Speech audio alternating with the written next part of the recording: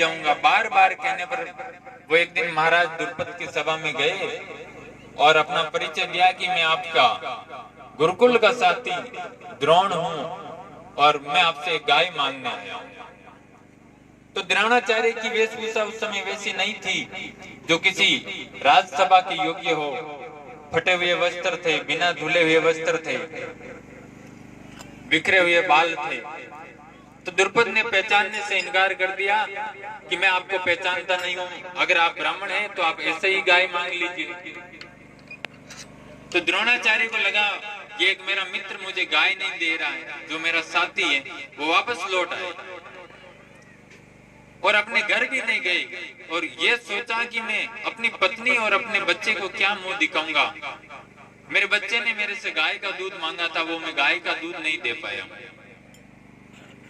जंगल में बैठे भीष्म पितामह का आगमन हुआ और उन्होंने कौरवों और पांडवों की शिक्षा दीक्षा के लिए आचार्य द्रोण को नियुक्त कर दिया।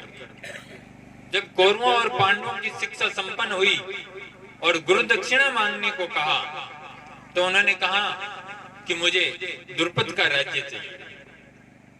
तो कौरव और पांडव जाते हैं, द्रुपद को हराकर बंदी बनाकर लाते हैं। द्रोणाचार्य का उस राज्य पर आधिपत्य हो जाता है और तब वो द्रुपद से कहते हैं, द्रुपद अब मैं और तुम दोनों बराबर। रिपीट कम कर दो।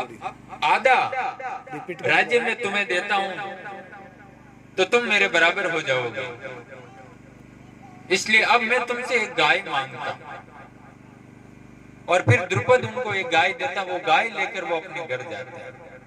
उस समय गाय की क्या कदर थी, लेकिन वर्तमान में गाय की उपयोगिता को हम लोगों ने खत्म कर दिया।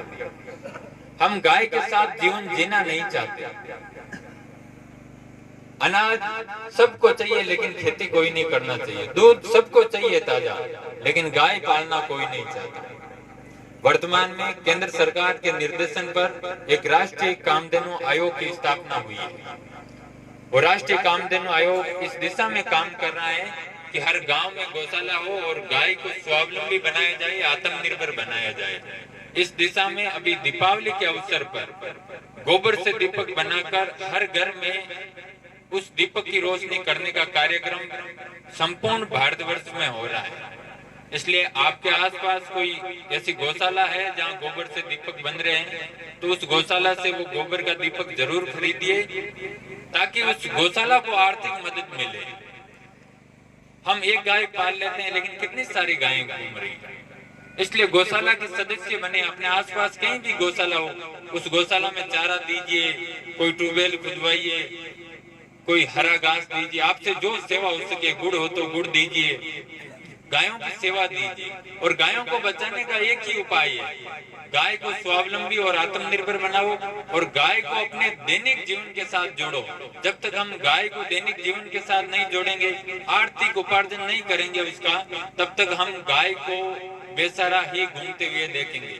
इसलिए उन्नत नस्ल किस्म के प्रजनन के द्वारा गायों को तैयार किया जाए, अपने आसपास की गौशालाओं में ऐसी व्यवस्था की जाए।